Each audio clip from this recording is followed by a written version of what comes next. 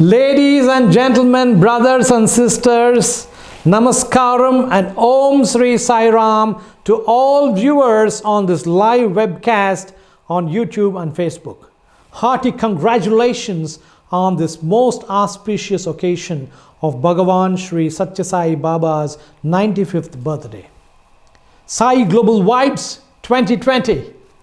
Welcome to the program dedicated to and presented to Bhagavan Sri Satya Sai Baba. First of all, I thank you all for taking the time out from your heavy schedules as usual and marking this spectacular evening with your glorious presence.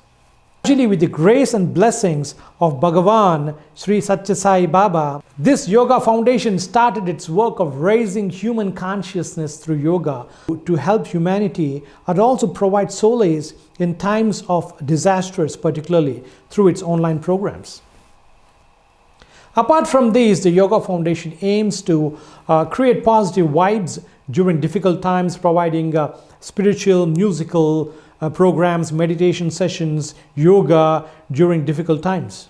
And also supports saints, seers, mystics and yogis of the world in their endeavors to contribute positively in raising global human consciousness. I am deeply overwhelmed today, most importantly, to introduce to you our dearest Babaji Shivananda Ji of Shivanandam, a greatest mystic from the Himalayas, from Kangra, Himachal Pradesh, who has blessed this particular event by partaking and participating, but also who is going to teach us the healing meditation techniques to many of us and heal us through his world-famous meditation on Sankirtans. We now have a beautiful, mesmerizing healing meditation presented to you and a Sankirtan program by Babaji Shivananda Ji, a renowned mystic, Shiva of the mountains, for you from Kangra, Himachal Pradesh. It gives me great pleasure to introduce to you Babaji Shivananda, who is a world-renowned mystic, who is also called Babaji by many devotees across the globe. Shivananda Ji was blessed by Bhagavan Sri Satya Sai Baba many times. At the tender age of 17, Babaji Shivananda got realized. Ever since, Babaji has been serving the humanity in many ways, in multifarious ways. Sai Ram, Babaji Shivananda for you.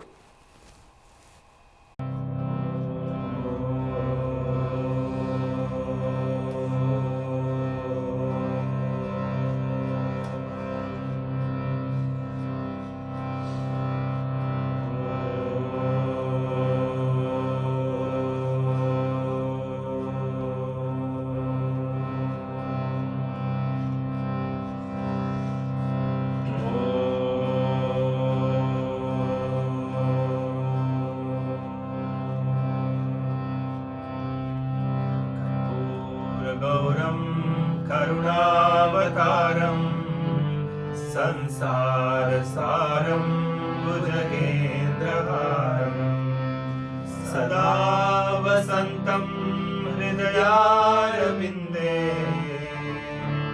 भवं भवानी सहितं नमामि भवं भवानी सहितं नमामि।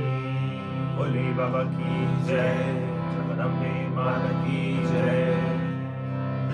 ओम गुरुर्ब्रह्मा गुरुर्विष्णु गुरुर्देवो महेश्वरा गुरु साक्षात् परब्रह्मा तस्मै श्री गुरवे नमः। ध्यानमूलं गुरुर्मूर्ति पूजमूलं गुरुपदम् मन्त्रमूलं गुरुर्वाक्य मोक्षमूलं गुरुकृपा।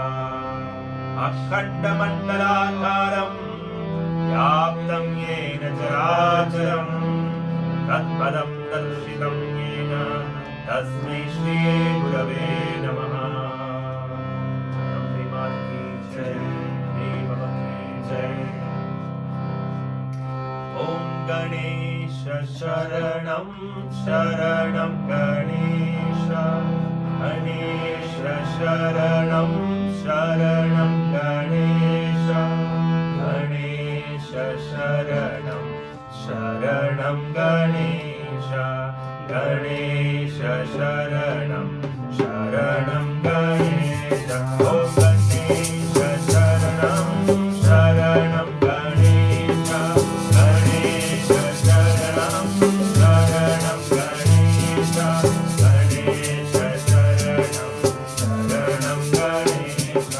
गणेश शरणं शरणं Ganesh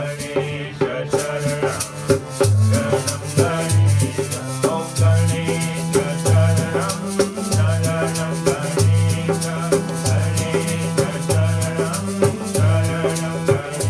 Ganesh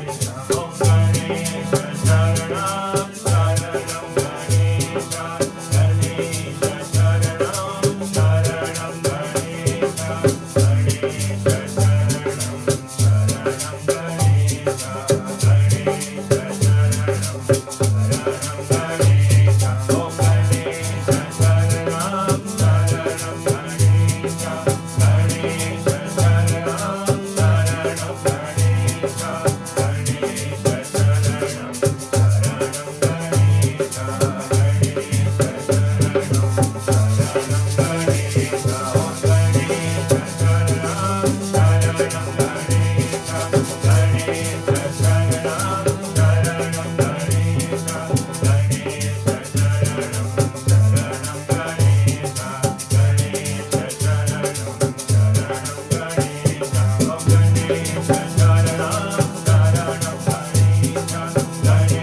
Ganesh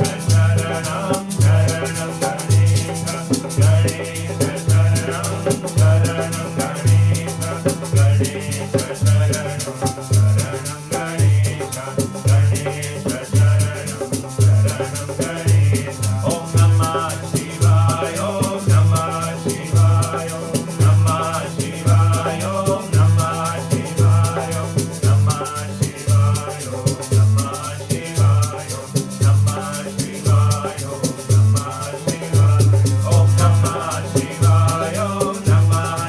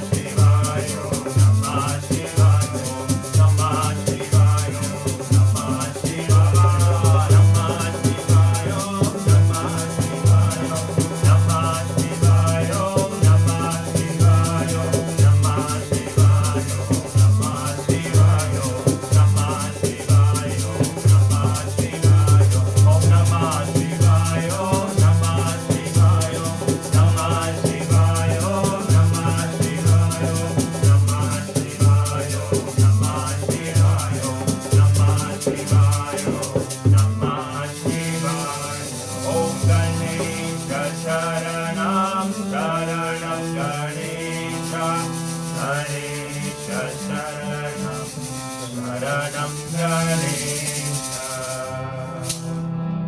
Bole Baba ki Jai Jagadambe Mata ki Jai.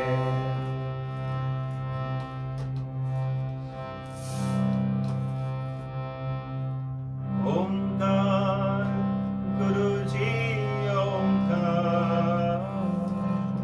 Omkar Guruji Omkar. Omkar Guruji Omkar. Omkar Guruji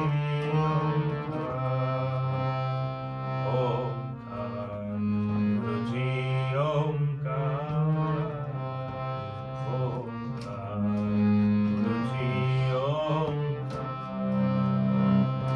Omkar Guruji Omkar. Omkar Guruji Omkar.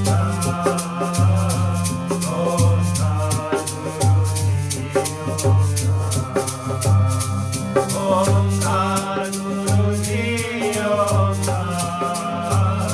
Omkar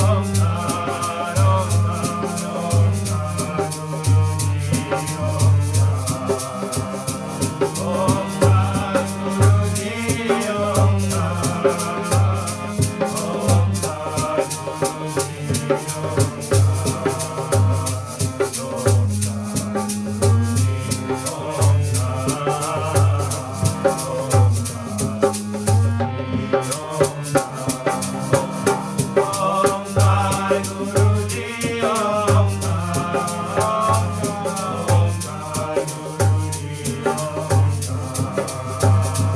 Om Guruji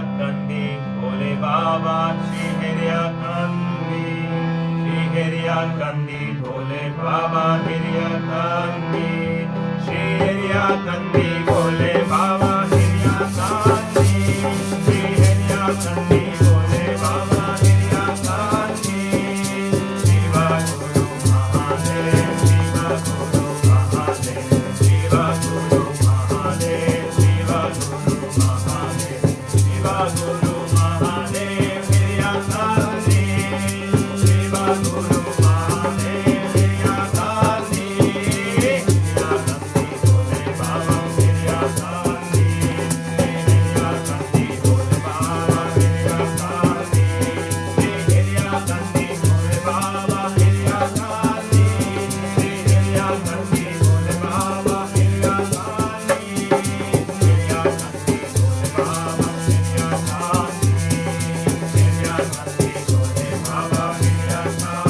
Shiva Guru Mahadev, Shiva Guru Mahadev, Shiva Guru Mahadev, Shiva Guru Mahadev, Shiva Guru Mahadev, Hiriya Kandi, Shiva Guru Mahadev, Hiriya Kandi, Hiriya Kandi Bole Baba, Hiriya Kandi, Hiriya Kandi Bole Baba, Hiriya Kandi, Hiriya Kandi Bole Baba, Hiriya Kandi, Hiriya Kandi Bole Baba, Hiriya Kandi, Shiva Guru Mahadev, Shiva Guru Mahadev, Shiva Guru Mahadev, Shiva Guru Mahadev, Shiva Guru Mahadev, Shiva Guru Mahadev, Shiva Guru Mahadev, Shiva Guru Mahadev, Hiriya Kandi Bole Baba, Hiriya Kandi, Hiriya Kandi Bole Baba, Hiriya Kandi, Hiriya Kandi Bole Baba, Hiriya Kandi, Hiriya Kandi Bole Baba, Hiriya Kandi, Shiva Guru Mahadev, Shiva Guru Mahadev, Shiva Guru Mahadev, Shiva Guru Mahadev, Hiriya Kandi Bole Baba, Hiriya Kandi, Hiriya Kandi Bole Baba, Hiriya Kandi, Hiriya Kandi Bole Baba, Hiriya Kandi, Hiriya Kandi Bole Baba, Hiriya Kandi, Shiva Guru Mahadev, Shiva Guru Mahadev, Shiva Guru Mahadev, Shiva Guru Mahadev, Shiva Guru Mahadev, Shiva Guru Mahadev, Shiva Guru Mahadev, Shiva Guru Mahadev, Shiva Guru Bole Baba, Hiriya Kandi, Hiriya Kandi Bole Baba, Hiriya Kandi, Hiriya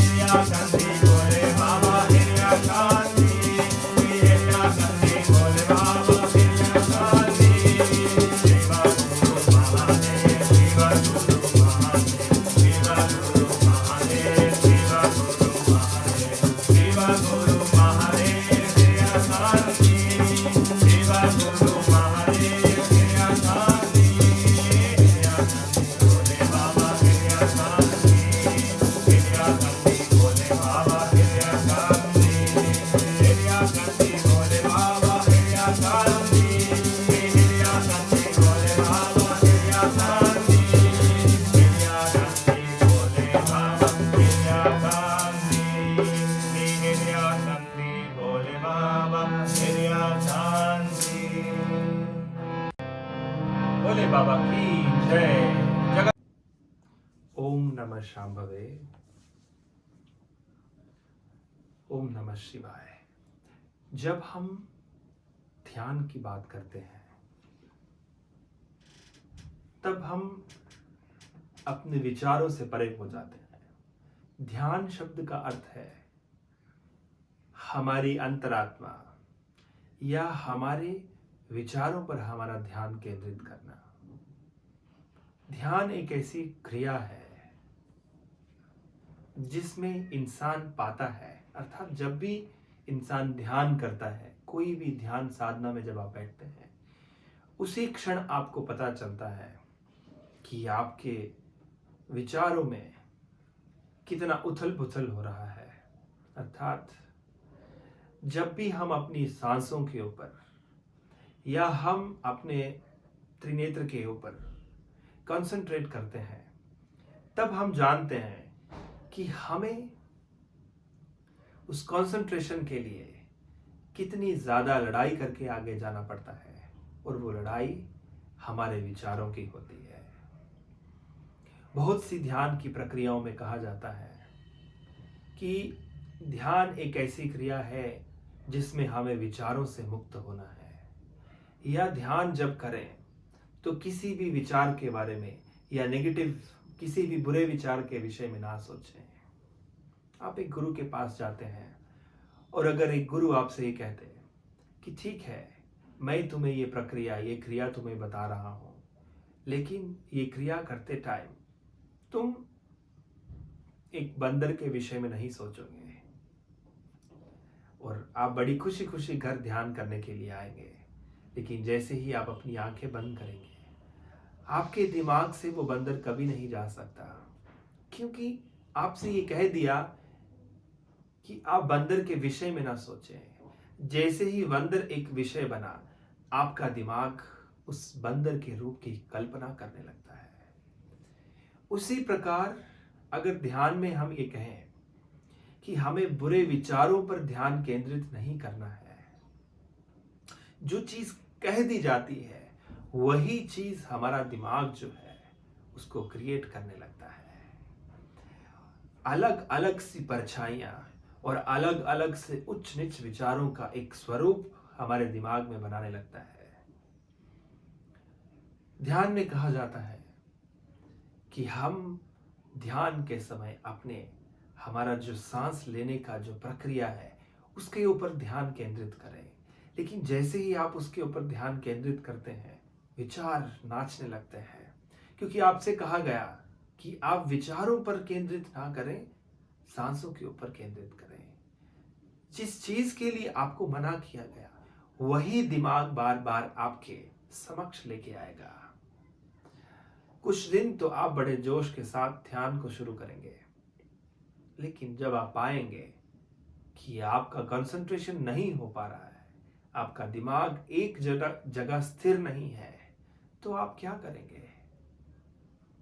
हफ्ता 10 दिन आराम से करेंगे, लेकिन बाद में यही चीज आपको बहुत ही बोर जैसी लगेगी।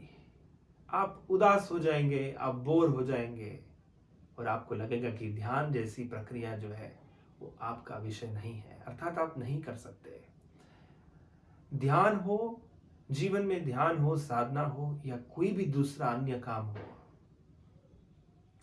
बहुत जरूरी है उस काम के लिए हम स्वयं से पूछें कि हम क्या चाहते हैं। ध्यान का अर्थ ये नहीं होता कि हमें बस आंखें बंद करके किसी एक चीज के विषय में सोचना है।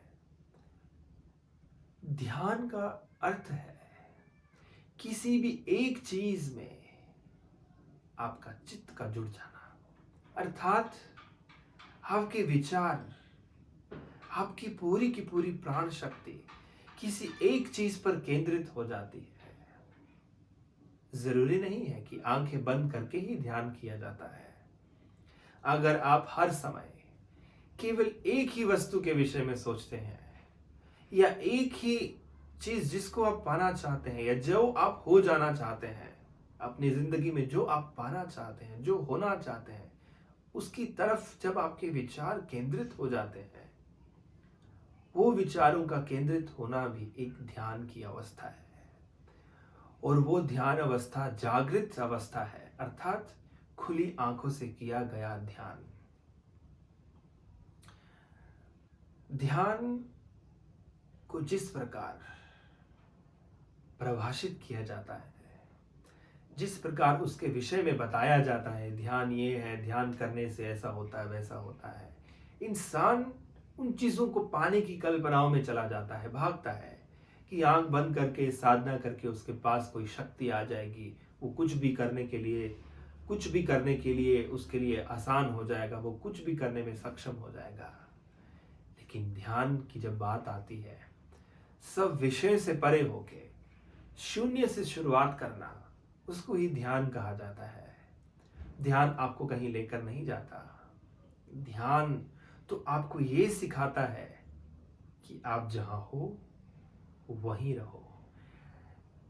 आपको लगता है कि आपका नाम ले लिया जाए, कोई एक नाम से आपको पुकारा जाए, आपके नाम से अगर आपको पुकारा जाए तो आप कहेंगे कि मैं यानी ये रहा। नहीं, ध्यान आपको ये सिखाता है कि आप क्या हैं। आप एक नाम से नहीं, अर्थात आप भीतर से जो है, आपकी ड्यूटीज क्या है, आपकी क्या रिस्पॉन्सिबिलिटीज हैं, और किसी भी काम में आपका विचारों का केंद्रित होना ही ध्यान है। चाहे वो खुली अवस्था अर्थात खुली आंखों से किया गया हो या बंद आंखों से किया जाए। बंद आंखों से आप भीतर देखते हैं और खुली आंखों से आप सर्वत्र देखते हैं। लेकिन बंद आंख करने के बाद जब आप पहुंचते हैं, जब आप ध्यान में पहुंचते हैं खुद तक, तब आप पाते हैं चाहे आपकी आंखें खुली हो या बंद हो, कोई फर्क नहीं पड़ जाता।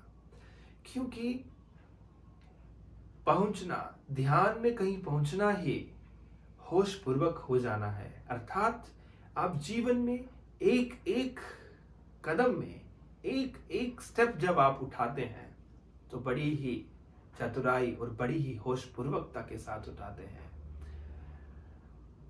लेकिन बहुत जरूरी है कि हम विचारों से परे होकर ध्यान कैसे करें, क्योंकि ये तो बात सत्य है कि ध्यान करते समय विचार सबको तंग करते हैं।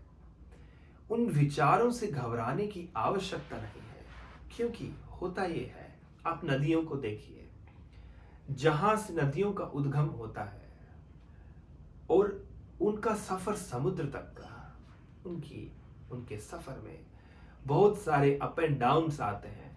उनके सफर में बहुत सारी ऊंच नीच, कहीं नदियां गिरती हैं, कहीं समतल होती हैं, कहीं शांत तो कहीं उग्र हो जाती हैं। वैसे ही इस जीवन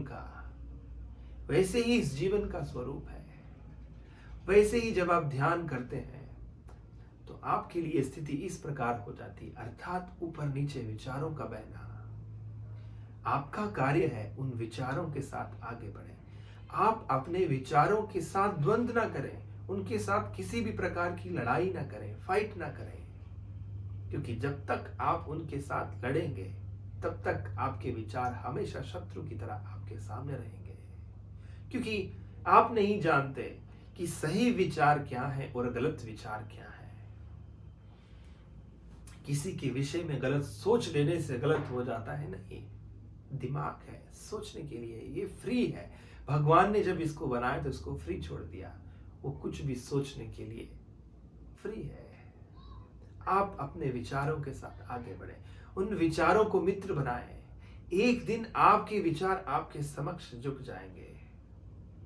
वो लड़ाई ना करें, ये ना सोचें कि आप ध्यान में कहीं पहुंचने वाले हैं, नहीं, आप लौट कर वापिस आने वाले हैं। आप खुद से परे होकर के भाग रहे हो। ध्यान का अर्थ है आप वहां से यहां तक आएंगे, अर्थात जो तुम कहीं खो गए वो लौट कर वापिस खुद तक आना ही ध्यान में पहुंच जाना है। ध्यान में हम अगर चाहें कि हम अपने विचारों को कैसे पॉजिटिव करें, तो ऐसे बहुत सी क्रियाएं हैं जिसको हम हीलिंग कहते हैं। हीलिंग को हिंदी में कहा जाए तो प्राण शक्ति। हमारे ही भीतर एक ऐसी शक्ति है जो हमको चलाती है, जिस प्राण शक्ति से ही हम सब काम कर सकते हैं, चाहे वो कोई भी काम हो, किसी भी प्रकार का काम हो, चाहे वो ध्यान साधना हो या जीवन में इस लाइफ में डेली की रूटीन में किए जाने वाले कोई दूसरे काम हो। हर काम हम तभी कर सकते हैं जब हमारे भीतर प्राण शक्ति की ऊर्जा चलती रहे, बढ़ती रहे। और उस प्राण शक्ति की ऊर्जा के लिए हम क्या कर सकते हैं? हीलिंग अर्थात अपनी प्राण शक्ति, अपनी ऊर्जा, अपनी पॉजिटिव ऊर्जा को हम कैसे बढ़ाएं या कैसे क्रिएट कर सकते हैं उसको। देखो, रोज के जीवन में ऐसी बहुत सी चीजें होती हैं, हम बहुत बार गलत देखते हैं, गलत सोचते हैं, गलत करते हैं, या हमारे जीवन में कुछ भी गलत घटित होता है जो हम एक्सेप्ट नहीं कर पाते, जो हमारा मन या हमारा दिमाग जिसको एक्सेप्ट नहीं कर पाता। वो सारी चीजें हमें उदास कर देती है, हमें उदास बना देती है। फिर हमें ऐसे लगने लगता है कि जीवन का महत्व कुछ भी नहीं है, जीवन तो सिर्फ दुखों का घर है। हमें हर तरफ नेगेटिविटी दिखाई देती है, कितना भी पॉजिटिव माहौल हो, लेकिन हम केवल नेगेटिविटी ही उसमें खोजने लगते हैं। उसका कारण क्या है? हमारी प्राण शक्ति ऊर्जा की कमी। आपको जब कभी भी पेट दर्द होता है या सर में दर्द होता है, आप अपने हाथ ऐसे रखते हैं या अपना हाथ पेट पर जाता है। कभी भी दांत में दर्द हुआ तो भी हम अपना हाथ इस प्रकार से रखते हैं, क्यों? अर्थात अगर आपको सर में दर्द हो रहा है तो उसका कारण क्या है? अर्थात आपकी प्राण शक्ति जो है वो यहां से कम हो रही है और यहां की प्राण शक्ति वापिस से उसको हील करती है। वो पॉजिटिव ऊर्जा आपको यहां जैसे ही मिलती है तो आपको कुछ टाइम के लिए रिलीफ मिलता है। ये छोटे छोटे से एग्जाम्पल हैं जिनको अगर हम देखें, सोचें तो ये सच में होता है। जब भी हमें कभी पेट दर्द होगा तो हम हाथ रखते हैं, जैसे हाथ रखेंगे तो चाहे उसमें थोड़ा ही मिलेगा लेकिन थोड़ी देर के लिए रिलीफ मिलता है। या सर में दर्द होता है, दूसरा कोई आके सर दबाता है तो अच्छा लगता है, रिलीफ मिलता है, दर्द से मुक्ति मिलती है। ये सब और सब प्राण शक्ति का एक प्रक्रिया है। हम अपने ही अंदर उस प्राण शक्ति को कैसे जागृत कर सकते हैं? अर्थात हमें हील करने के लिए सेल्फ हीलिंग जिसको बोलते हैं, किसी दूसरे की आवश्यकता ना पड़े, हम कैसे खुद को हील कर सकते हैं और कैसे हम दूसरों को हील कर सकते हैं, हम कैसे हीलिंग के द्वारा दूसरों की सेवा कर सकते हैं। पहली बात, हीलिंग किसी प्रकार का कोई बिजनेस नहीं है। आज के समय में वो भी एक बहुत बड़ा बिजनेस बनता जा रहा है, लेकिन जब आप इसको बिजनेस नहीं, जब आप इसको एक सेवा की नजर से देखेंगे, आप पाएंगे कि आपके भीतर प्राण शक्ति, ये हीलिंग की जो शक्ति है, ये किस प्रकार बढ़ती चली जाएगी। बहुत से ऐसे तरीके हैं जिससे हम अपनी सेल्फ हीलिंग कर सकते हैं। वो सीखने के लिए आप मेरी वेबसाइट पे देख सकते हैं, shivanandam.org पे आप देख सकते हैं। उसमें मैंने हीलिंग के विषय में अच्छे से बताया है, हीलिंग मंत्र को बताया है। बहुत सारे मंत्र ऐसे हैं जो हीलिंग के लिए हमको सहायता करते हैं और हमारी बॉडी में बहुत सारे ऐसे पॉइंट्स रहते हैं जिससे हम दूसरों को पॉजिटिविटी पहुंचा सकते हैं। आप कहीं भी हैं, कहीं भी बैठे हैं, और ये हीलिंग जो है ये काम करती है।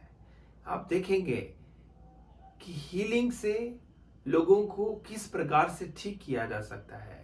हीलिंग एक ऐसी शक्ति है जो हीलिंग करता है, उसको ही पता रहता है कि उसके विचार दूसरों के लिए कैसे हैं। कुछ लोग किसी भी पल, किसी भी हालात में दूसरों के लिए अच्छा नहीं सोच पाते, लेकिन कुछ ऐसे भी होते हैं जिनको दूसरों की किसी सोच से फर्क नहीं पड़ता, जो नेगेटिव से नेगेटिव माहौल में भी पॉजिटिविटी ढूंढते हैं। जो पॉजिटिव मन और विचारों वाले होते हैं वो बहुत ही सुंदर तरीके से और बहुत ही अच्छे से हीलिंग कर सकते हैं। हीलिंग हमारे भीतर की एक प्राण वायु है। जब शरीर खत्म हो जाता है, जब इंसान मर जाता है, अर्थात उसके भीतर से प्राण शक्ति और उस शरीर का अलग हो जाना ही मृत्यु है। एक बीज में से एक पौधे को उगना, वो भी उसके भीतर की प्राण शक्ति की एक प्रक्रिया है। जब हम ध्यान सीखते हैं और जब हम ध्यान करते हैं, हमारे भीतर अपने आप प्राण शक्ति का संचार होने लगता है। बहुत से तरीके हैं उनको सीखने के लिए। गुरु से दीक्षा ली जा सकती है, आप उनसे सीख सकते हैं। मैं स्वयं आपको सिखा सकता हूं, लेकिन उनको सिखाने और उनको सीखने के भी बहुत सारे नियम होते हैं जिनको अगर हम फॉलो करें तो बहुत अच्छा होगा। मैंने पहले कहा कि हीलिंग या मेडिटेशन कोई भी किसी प्रकार का कोई बिजनेस नहीं है। उसको सीखने के लिए आपको स्वयं गुरु तक आना पड़ता है। उसी प्रकार अगर तीसरा, आप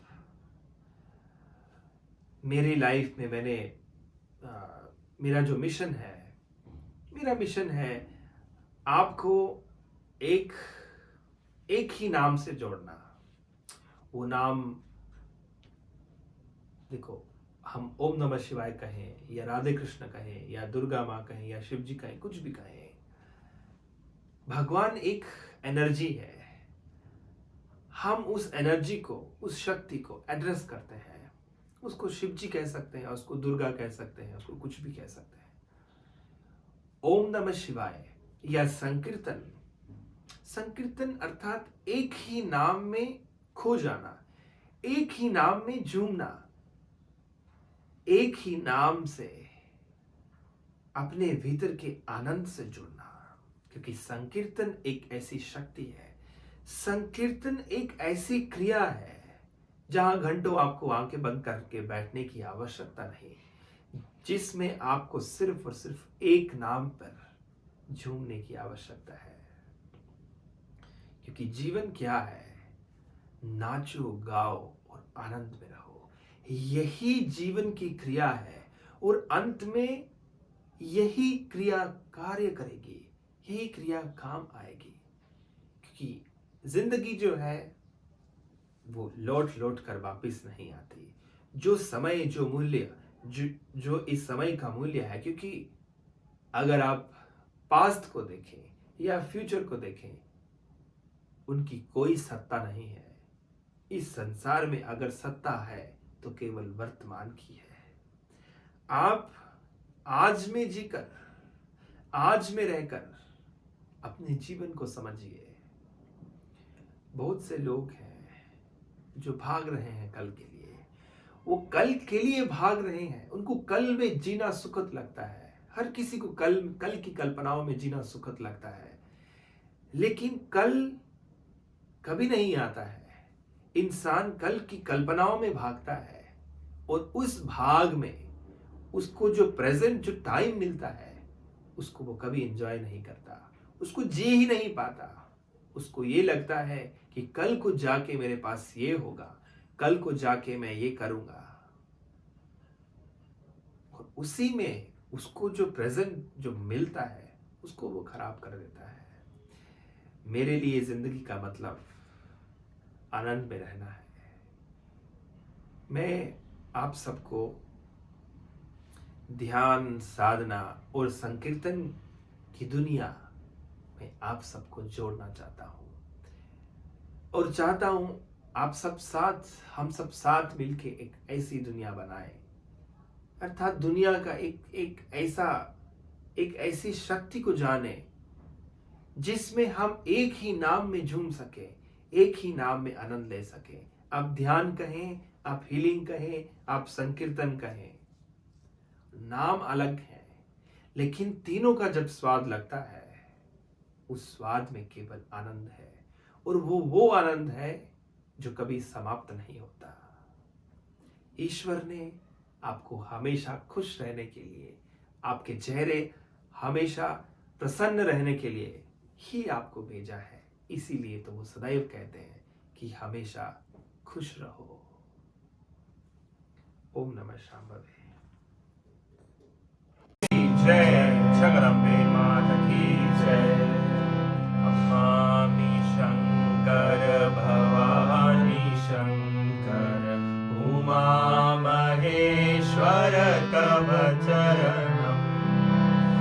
नमामि शंकर भवानी शंकर उमा महेश्वर तव चरणम्। ओम शिव गुरु महादेवा ओंकारेश्वर तव चरणम्। ओम शिव गुरु Mahadeva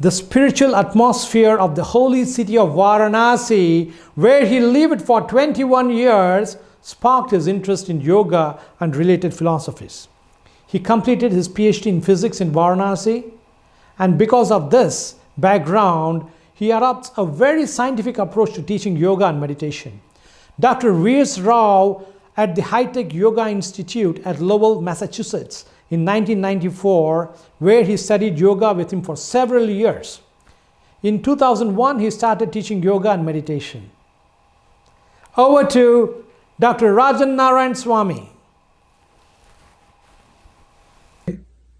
Sri Sai Ram and Hari Om.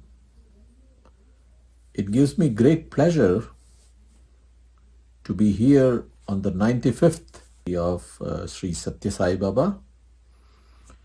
And I want to thank Sri Girish Vijendra of Girish Yoga Foundation for giving me this opportunity to give a little talk. Sri Satya Sai Baba is a Yug Purush, which means one who appears once in several decades. Sri Satya Sai Baba live in a different dimension itself, which most of us in our ordinary life have no clue that such a dimension even exists. My Shat Pranams to him and his remembrance. Today, I will be talking a little bit about yoga, and I will also be conducting a small meditation at the end. This meditation is based on the Upanishad called Mandukya Upanishad.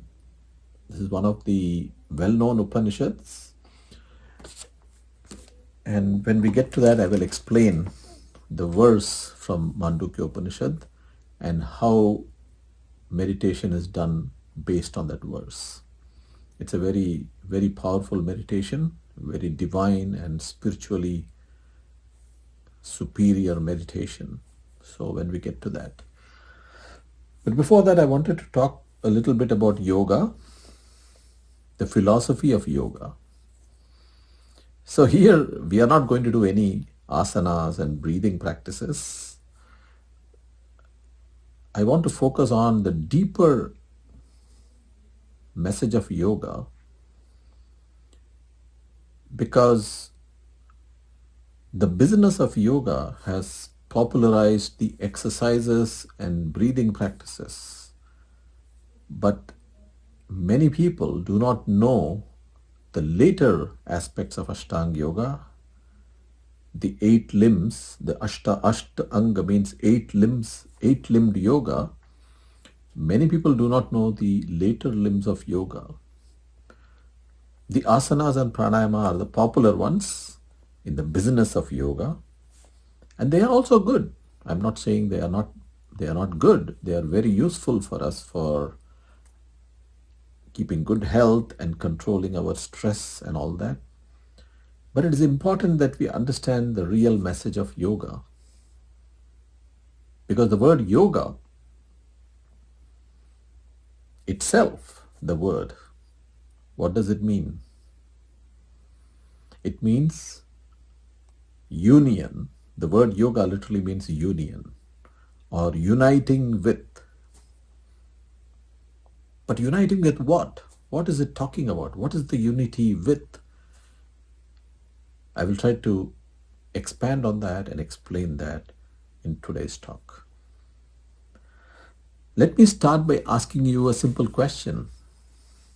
Do you think you're alive?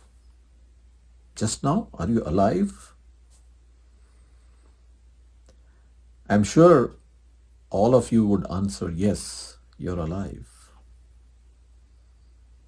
But do you know why you think that you're alive? Is it because of your heart beating, or is it because you're able to move around? Whatever we think, most of the time we do not know the source of this aliveness. The source of this aliveness comes from very deep within us. It is the source of not just your aliveness, but it is the source of everything in this universe.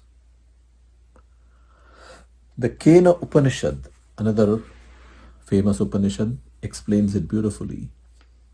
Yanmanasena manuta yena hurmano matam. That which the mind cannot feel. You see, the mind cannot feel that. It cannot reach it. The mind can reach a lot of things. The mind can understand mathematics. It can watch a TV program and understand what is going on. It can do a lot of things. But yanmanasena manuta, the mind cannot feel that. This is the source that we were just talking about.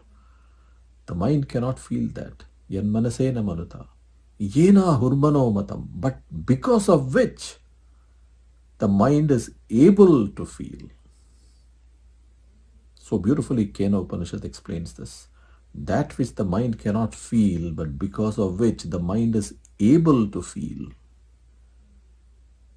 Indirectly, it is telling us that the source of the mind is that which the mind itself cannot feel. But the mind is able to feel other things because of that. So, the question arises, how do I find out this source? Is there a technique? The Hindu Shastras or the Hindu culture has 4 paths for this, to find out the source. The 4 paths are Karma Yoga, Bhakti Yoga, Jnana Yoga, and Ashtanga Yoga. Now, I have no time to go into all the paths. Today I will be talking about the Ashtanga Yoga, is also called Raja Yoga, which is the royal path. It's one of the paths, which is the practice path, the path of practice, of some practices. Because human beings are always looking for something to practice. And the Raja Yoga or Ashtanga Yoga system is a system of practice. And we will be doing a practice at the end, that of the meditation that I talked about. So let us start in the beginning. I'm going to try and connect. Let us remember in the back of our mind this source that I talked about. The source which the mind cannot feel, we talked about. Let's keep that in the back of our mind when we are having this discussion.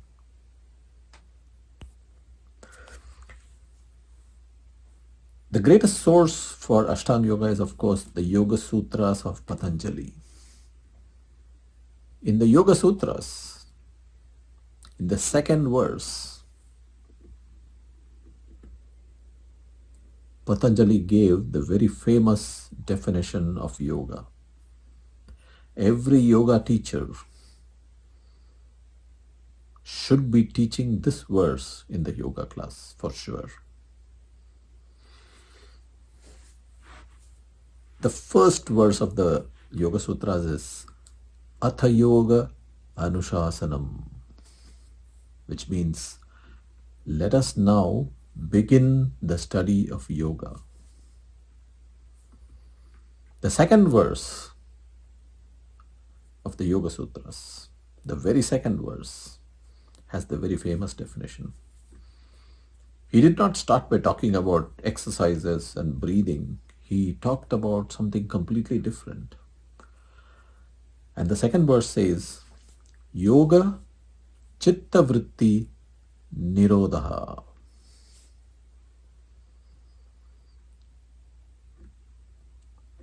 The Yoga Sutras, as they say, the sutra means, you can use the word secret for it. Sutra means secret. It's a very secretive verse. It's difficult to understand it so easily. Yoga Chitta Vritti Nirodha basically means yoga is chitta. Chitta is consciousness. See, right now you're conscious of me. You're conscious, you're hearing my voice. You're aware of my voice. Therefore, you are a conscious being. You see, in Vedanta, which is the philosophical part of yoga, your nature is described as Sat Chit Ananda. So Sat is existence, you exist. Chit is you're aware of things, you're conscious of things. So Chitta is that. Chitta is your consciousness. So Yoga, Chitta, Vritti. Vritti are vibrations or movements or forms of energy. Nirodha, controlling or stopping. So Yoga, Chitta, Vritti, Nirodha basically means yoga is the stopping of all movements in the consciousness. This is the definition of yoga that Patanjali gives. What a fabulous definition, because this is the same message that Kena Upanishad also gave. And we will go a little deep into this to understand this, laying a good foundation for our meditation. Because when you approach meditative techniques, you should have the right mindset. If you approach meditation as some relaxation technique, then it becomes that, it becomes a relaxation. But actually meditation is much deeper than that. And understanding Yoga Chitta Vritti Nirodha is key to practicing meditation successfully.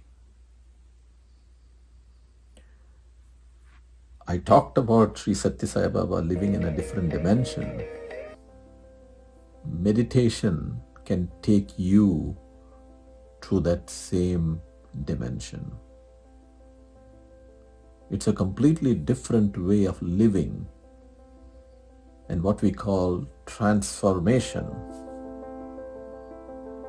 See, there are two words. One is change. Change is when we become more honest, for example, okay? And we become more experienced in our life. We work in a workplace for 10 years, we become more experienced, we know how to deal with people, we develop communication skills. This is called change. Transformation is something completely different. Transformation is, it is as if you are walking around the world wearing yellow glasses and you took off those glasses and suddenly the world looks so different and so beautiful. Transformation is that. Transformation is a completely new way of looking at everything. The same things that you used to see before, now you see it in a totally different light. And there is a kind of joy and there is happiness about it. So let's come back to Yoga Chitta Vritti Nirodha and understand it a little better. See, Patanjali used the term vritti for all movements. He equated everything to a form of energy. So by saying vritti, you basically say that everything that you know is part of an energy field. So for example, thoughts are what? It's a kind of energy. Action is what? It is another type of energy. Knowledge is what? When you solve a math problem, it is a kind of energy acting inside you in the form of chemicals, interacting, neurons firing. It's a kind of energy. Let's say we give a term vritti for all those things.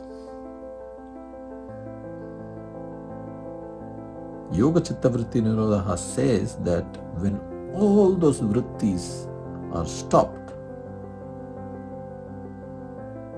that is yoga.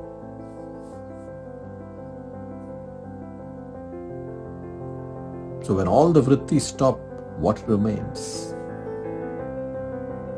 What remains when everything stops? You remain. Your presence remains.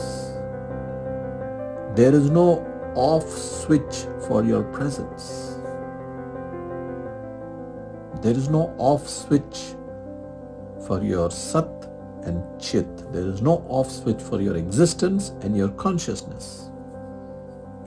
You cannot say that for the next 10 seconds I am not going to exist. Because even to say that, you have to first exist. You cannot say for the next 10 seconds I am not going to be aware of anything. Because then you're aware that you're trying to be not aware.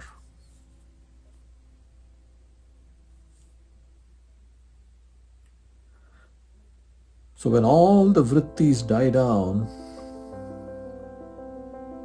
there is something that remains.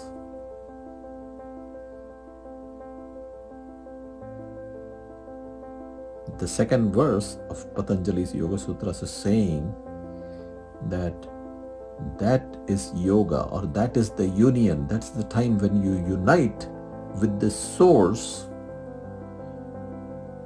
when all the vrittis have died down. Now, this looks easy, but it is the most difficult thing to do. It's very difficult to make all the vrittis die down. And I will try to explain this in a little more detail. Why is it so difficult for all the vrittis to die down? Please pay attention to this. This is a very important part of the teaching. In the Vedantic teachings, mind, the word mind that we use, the mind is what? The mind is, there is the body part of me and the mind part of me. We all know this. We all know this, that I have a mind because I am able to think and I am able to interact with the world. The fact that I am interacting with the world means that I have a mind. But according to our scriptures, the mind consists of three parts.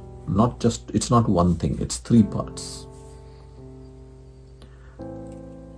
The three parts are called Manaha, Buddhi and Ahankara.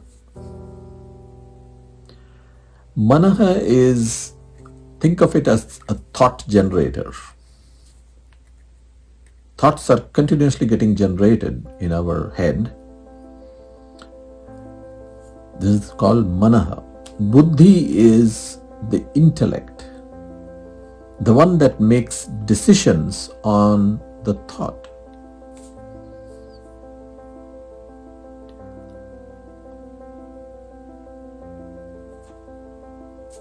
We are making decisions all the time in our lives, right?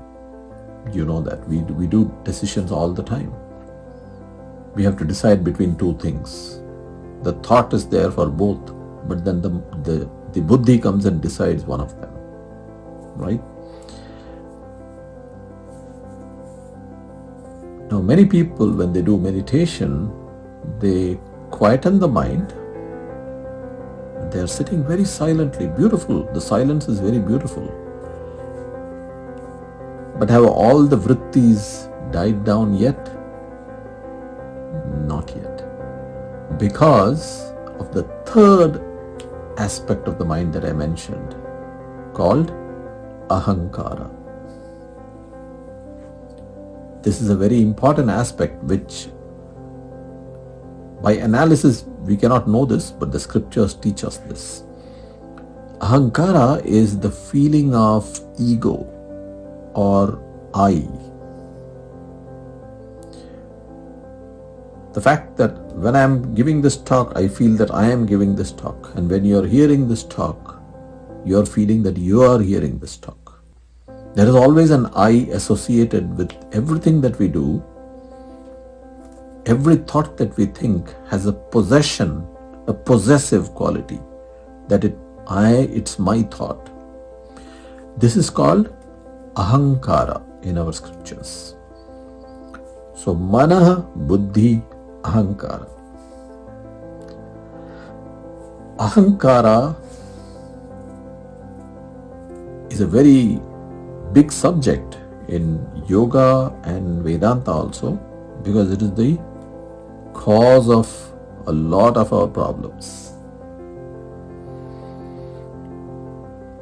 Amrita Bindu Upanishad says, Mana eva manushyanam karanam bandhamokshayoho. Mana eva, the mind alone, is the cause of all the foundations that we have. But here again it is saying the mind is the cause, means the mind, manah, buddhi and ahankara complex is responsible for our foundations. The vrittis that Patanjali is talking about is the vritti of all three together. When we sit quietly, the mind can be made silent, the thoughts can be reduced, there are very few thoughts coming. But can you silence the ego, which means,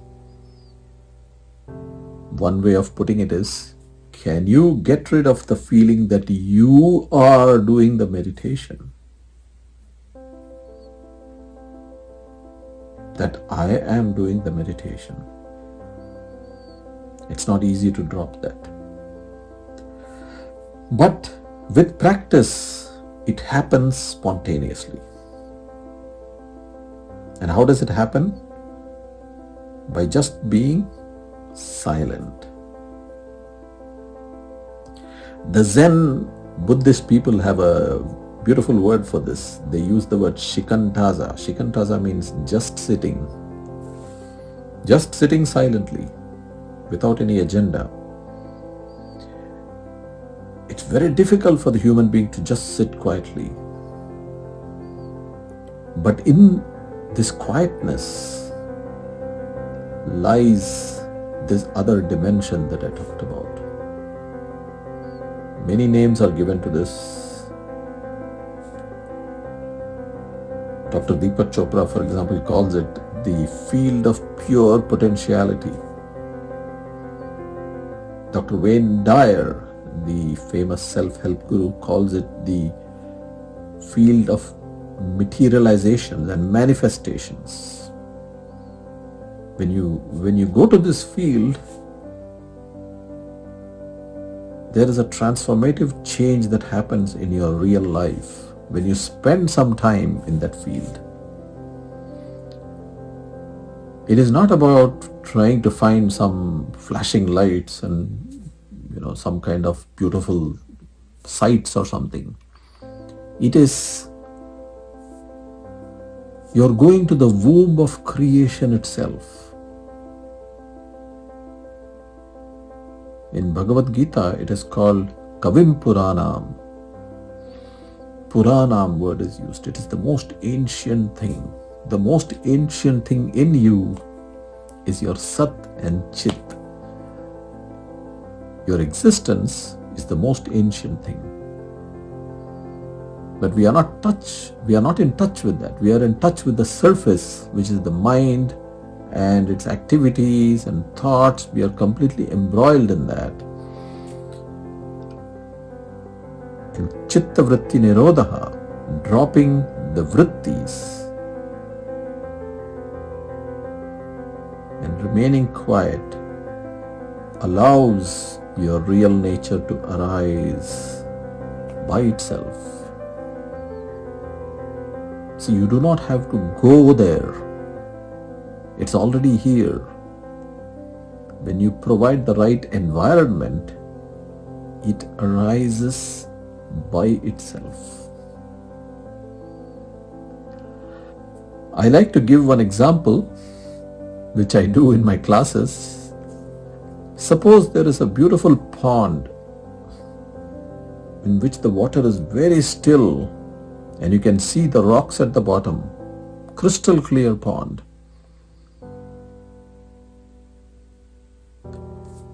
And the water is shallow.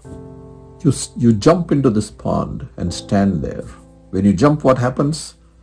You muddy the water. All the mud from below starts coming up, and the water has waves in it. When you look down, you cannot see the stones anymore. Now tell me, if you want to see the stones eventually, what should you be doing?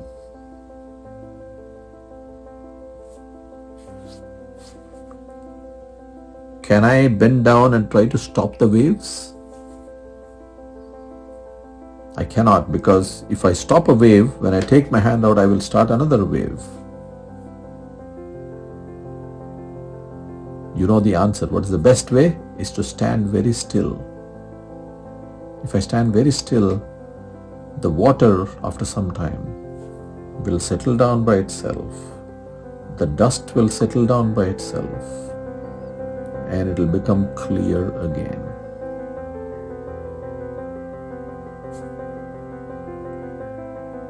Just like before I jumped into the pond, it was clear. It's going to become like that by itself, without you doing anything. Vritti Nirodha. This is Vritti Nirodha. All these vrittis, Nirodha, you let them stop, but you don't stop them. They stop by themselves when you stop paying attention to them and you remain, as Ramana Maharshi says, in the heart. When you go inside and remain here, the vrittis stop by themselves, and then yoga happens. The uniting with happens. And what is the uniting with? Uniting with the source from which your aliveness is coming out. The source from which the whole universe is coming out. This is the highest teaching of our Upanishads. That source, which is the source of your aliveness, is the source of the whole universe itself.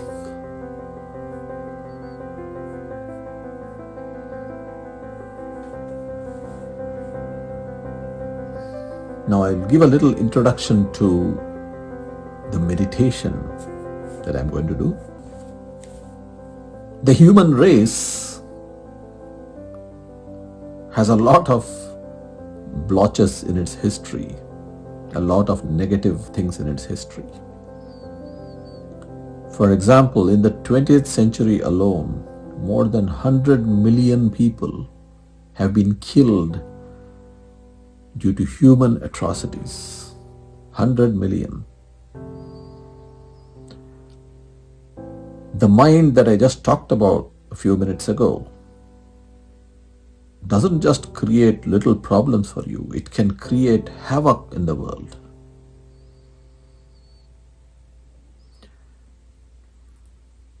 Then there are also the other side, where people who are living very good, successful lives, they have money, they have homes, they have beautiful cars, they have nice families, but they are so unhappy from inside.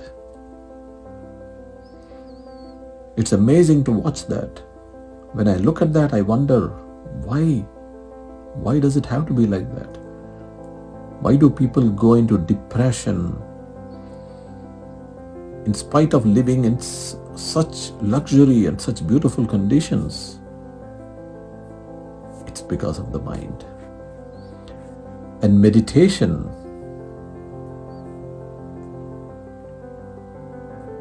cures all these problems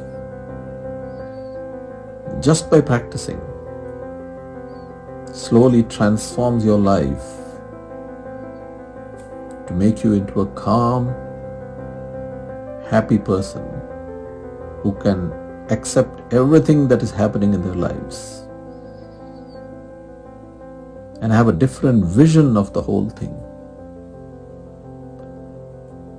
So meditation is not just a philosophical discussion, it is an actual practice that everybody should be doing.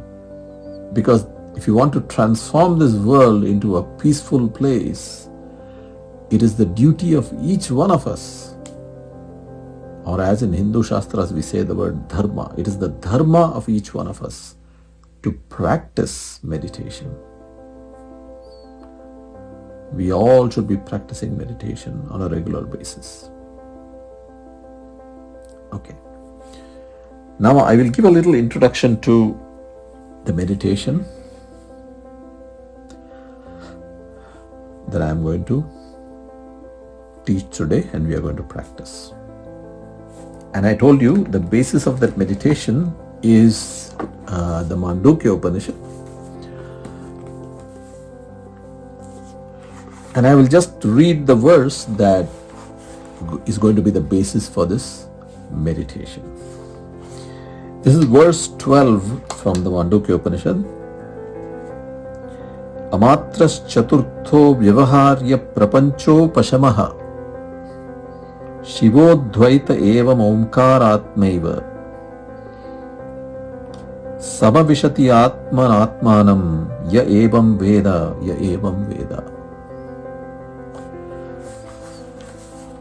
What this is saying is, I will read the translation of Pujya Swami Chinmayananda here. This is the translation of that. That which has no parts, the soundless, the incomprehensible, beyond all the senses, the cessation of all phenomena, all blissful and non-dual Om is the fourth, and verily it is the same as the Atman. He who knows this merges his self in the Supreme Self, the individual in the total. Now this Upanishad is dedicated to the chanting of Om, or called Omkara. We all know Om very well. It is very famous intonation that we all do. Before every mantra we say Om, but this Upanishad goes very deep into Om chanting. And here I also want to read the commentary. That was the meaning of this verse that I just read. I will read the commentary, one paragraph from the commentary that Pujya Swami Chinmayananda has written beautifully. So here he is referring to Om. Om consists of three syllables. A, U and Ma. That is Om, three syllables, and he's talking about that here. But having pronounced the sound A, U, Ma, when one Om chanting has ended, before the meditator can bring forth the next Om in the series, there must certainly be a moment of blissful silence, which is generally not taken into consideration by those who are chanting the sacred mantra thoughtlessly. It is inevitable that there should be a silence, howsoever imperceptible it may be to us today, between the two successive Oms, when a meditator is chanting a series of them. What is being described here is that when you chant Om, before you start chanting the next Om, there is a silence. That silence is the key to finding that source that we are talking about. And why is that? We talked about the mana, buddhi, ahankara as the obstruction to the knowledge of the source. The vrittis are the obstruction. When we chant Om, what happens is these vrittis are brought down. Why they are brought down? Nobody knows. It is the effect of Om chanting on the subtle body. We have three bodies: Sthula Sharira, Sukshma Sharira, and Karana Sharira. The Sthula Sharira is the physical body, then there is the Sukshma Sharira, which is the subtle body. Imagine that there is a whole subtle body parallel to this body. When you chant Om, the subtle body undergoes some changes due to which the thought generation and ego generation process is reduced little bit. And many times chanting Om reduces it considerably. Therefore, the silence between the two Oms has a deeper quality than if you sat down just normally. This is very important to understand. So let us say you just go to one room and sit. I'm going to sit silently. You sit silently. There is a quality to the silence. If somebody were asking you to grade it from 1 to 10, one day you may experience a silence of 7, you may say. Another day you will say, I experienced 9 level of silence. But whatever be that level, when you do Om chanting, then the silence between the two Oms has a deeper quality. It takes you closer to your true nature when you chant Om. That is what this is describing. This is called the Turiya state, or the fourth. Amatras Chaturtho. If you remember, it came Chaturtha means 4. The fourth state, beyond the 3 states that we already have of waking, dream, and deep sleep, there is the Chaturtho or Turiya state, the 4th state. The 4th state is represented by the silence between the Oms. Now, this is not something to be intellectually understood, this is something to be practiced. And you have to chant Om many times to experience this. And maybe many days and many months before you start experiencing this silence. You see, that's why in our mantra system, 108 is very popular. This doesn't come by just sitting and chanting Om 5 times. It may take long time, depending on the person. But it can definitely be experienced through this practice. So, now it's time for us to practice a little bit of this. So let us try and practice this now.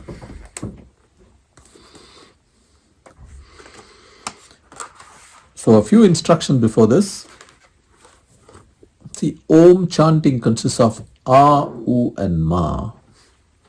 And it is the A and U are combined together to make it O, and then the Ma is So the A and U vibration is generally felt here near the Anahata chakra, which is the heart chakra, and the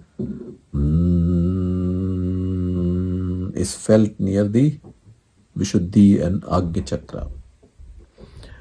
The A-U is felt in the Vishuddhi also, like this whole region, and then it goes mainly here, the Agya chakra, which is the third eye of Lord Shiva. That's why Lord Shiva is also called Trayambakam. Trayambakam yajamahe sugandhim pushtivardhanam. You must have heard. Trayambakam is the three-eyed one. This vibration is felt by the part of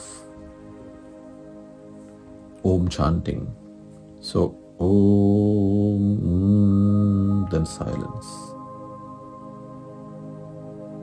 So vibration, vibration, silence. Vibration, vibration, silence. This is like a resonant effect. If you have studied the pendulum swings like this, right? You must have done this experiment if you were in science, where a brass ball is attached to a string and it is swinging. And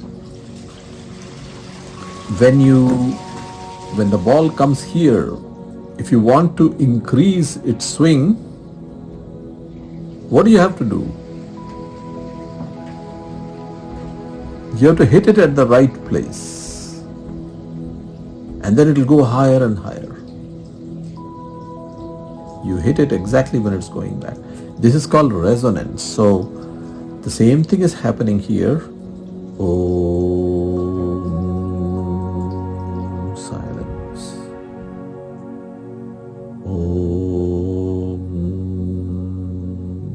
silence.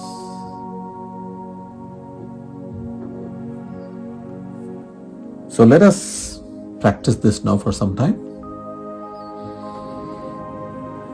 Be comfortable, sit comfortably.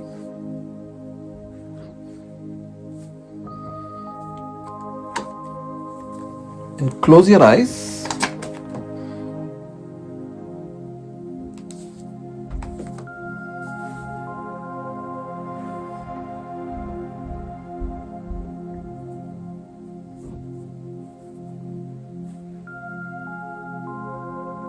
And we are just going to chant Om. As I said, Om, and then we transition to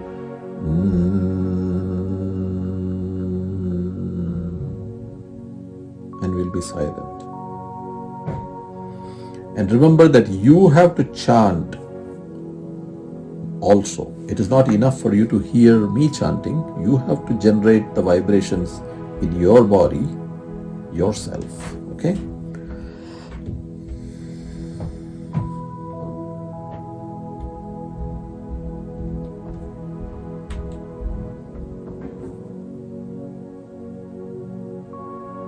Let's take a deep breath.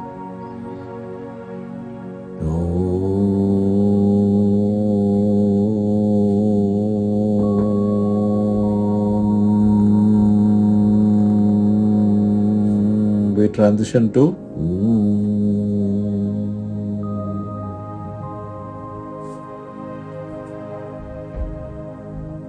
this is the gap between the two Oms. Completely focus in this silence. Don't worry about what is there in the silence or anything. Just keep your attention in this silence here. Don't let the mind drift anywhere. Hold it here.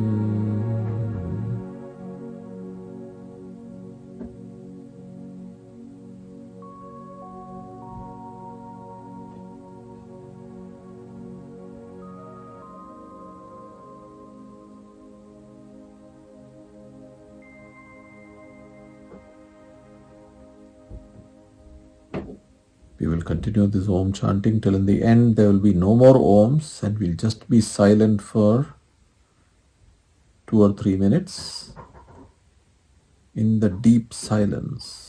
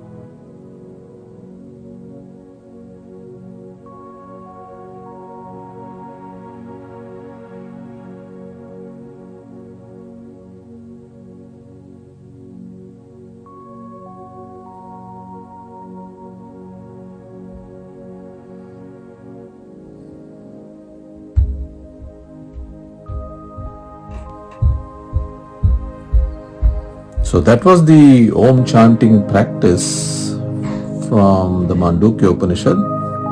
Hope you enjoyed that. And once again, I am glad to have been here giving this little talk on yoga and meditation. Hope you benefited by this.